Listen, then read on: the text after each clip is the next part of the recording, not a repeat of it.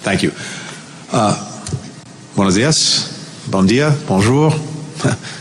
Good afternoon to everyone. It's wonderful to be with all of our colleagues here today, and I'm especially grateful that we've been able to hold the OAS General Assembly in person for the first time since 2019. And I want to start by, again, thanking our hosts here in Peru for the wonderful hospitality, the wonderful organization.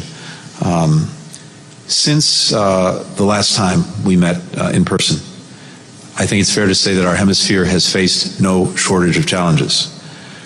No region in the world has been harder hit by the pandemic or its economic consequences.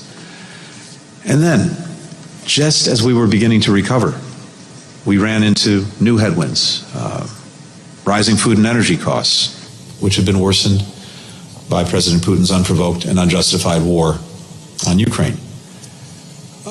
What we've also experienced is that the consequences have fallen disproportionately on communities that have historically been marginalized or underserved.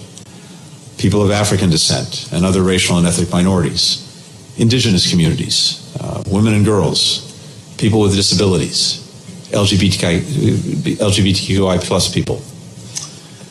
The recent headwinds have been compounded by long-standing, pre-existing challenges across the region. A chronic lack of economic opportunity, an accelerating climate crisis, endemic corruption, all of which are driving people to leave their homes in unprecedented numbers, despite knowing the serious risks of the journey. Citizens across our hemisphere are looking to their governments, to us, to help address these problems, to create the conditions and give them the tools they need to actually improve their lives.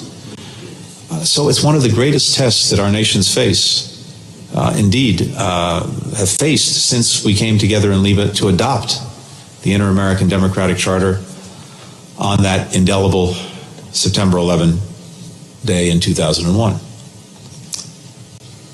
We believe strongly that we can meet this test if we come together to close two gaps between what our democracies promise and what they deliver.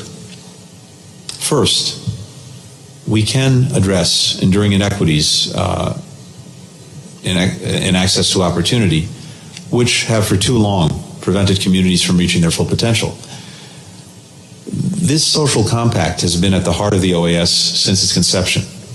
Under President Biden's leadership, we are committed to partnering with countries across the region to deliver solutions to challenges affecting all of our people, challenges that no country can solve alone.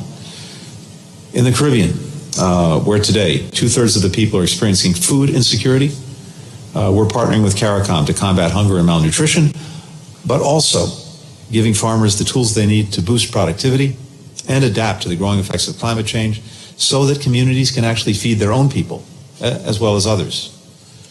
Together with partners, we're working to meet the commitment we made at the Summit of the Americas in June to train and equip 500,000 local healthcare workers across the hemisphere so that more people can get the quality care that they need in their own communities. This initiative, in and of itself, can help revolutionize access to healthcare and the quality of healthcare. Through the efforts of Vice President Harris, we have raised $3.2 billion in investment commitments from more than 40 companies to promote broad-based economic opportunity in El Salvador and Guatemala and Honduras, from expanding access to rural broadband to helping create good-paying jobs in manufacturing to providing small, minority, and women-owned businesses with access to credit. Across these efforts and others, we focused on empowering communities that have experienced systematic marginalization over the years, because it's the right thing to do. Because when all communities have equal access to development, all of society benefits. And because more equal democracies tend to be more stable and secure partners. That's the spirit of the Lima Declaration, Together Against Inequality and Discrimination, that we will collectively adopt tomorrow. A few days ago in Colombia, I had the honor of formally committing the United States to be the first international accompanier of the ethnic chapter of the country's 2016 peace agreement. This is a visionary document because it recognizes that a lasting peace cannot be achieved without making strides toward greater equity, justice, and inclusion for the country's Afro-Colombian and indigenous communities who suffered disproportionately during the country's conflict. Advancing equity is also crucial to building durable democracy, not just in Colombia, but across our hemisphere, including the United States, where we have our own deep history of discrimination, which is still felt in our society. That's why President Biden has made the fight for equity and racial justice a priority for our administration at home as well as around the world. I have to tell you, it's been one of my highest priorities at the State Department because we know that the incredible diversity of our country is one of our greatest strengths, including in our foreign policy. It makes us stronger. It makes us smarter. It makes us more creative. It gives us the plurality of voices and views and visions that are vital to our own democratic experiment and to being a better partner to fellow democracies across the hemisphere. I appointed the department's first Chief Diversity and Inclusion Officer to help drive progress toward a more diverse institution that actually looks like the country it represents. And, as well, our first Special Representative for Racial Equity and Justice, Desiree Cormier-Smith, who's part of our delegation to the General Assembly, to help us promote these efforts around the world. So, that's one big piece. The second is this. We believe that we have to recommit to delivering on the core principles of our OAS and Inter-American Democratic Charters. There are so many ways member states can help make real the commitments embodied in those charters. We can unequivocally condemn the authoritarian regimes in our region and take collective steps to hold them accountable. In Nicaragua, the Ortega-Murillo regime is shamelessly flouting virtually every principle of the OAS and democratic charters, arbitrarily locking up its political opponents, brutally cracking down on protesters, committing flagrant election fraud, attacking and imprisoning journalists and human rights defenders.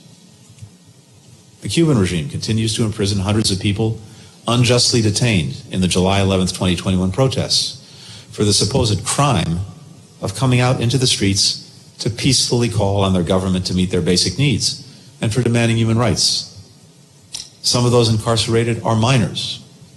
Others were sentenced to decades in prison just for speaking their minds. Meanwhile, in Venezuela, the Maduro regime has repeatedly denied the Venezuelan people's right to pick their own leaders, caused a humanitarian catastrophe that's displaced more than 6 million Venezuelan refugees and migrants, toward whom Venezuela's neighbors have shown extraordinary generosity. All OAS member states should be able to come together to support a negotiated solution that leads to free and fair elections in Venezuela in 2024. We can further reaffirm our commitment to the OAS and democratic charters by defending their principles around the world, as our member states did when the OAS became one of the first multilateral bodies to condemn President Putin's brutal war on Ukraine and then subsequently suspended Russia's membership as a permanent OAS observer. It's crucial that we stay united by condemning Russia's sham referenda as a violation of international law and unequivocally rejecting any attempts to illegally annex Ukrainian territory. And I think the statement that member states signed on to today, led by Guatemala, demonstrates that.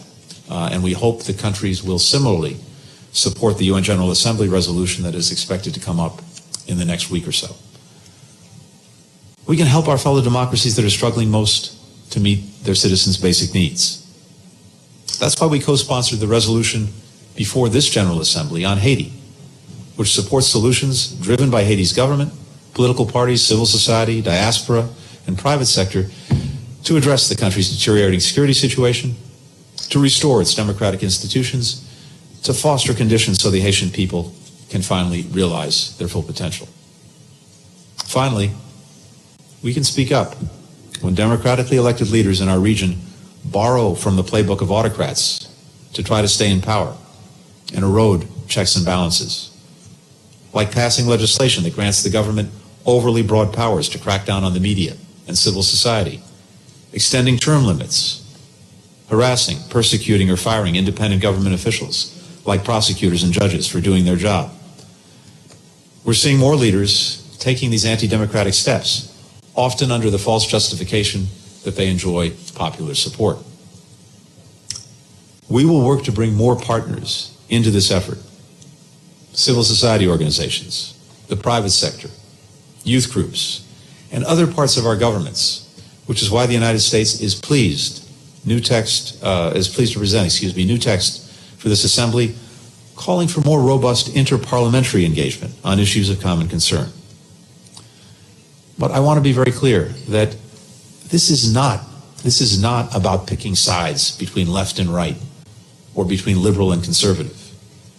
It's about putting our shared commitment to democracy above loyalty to ideology or to party.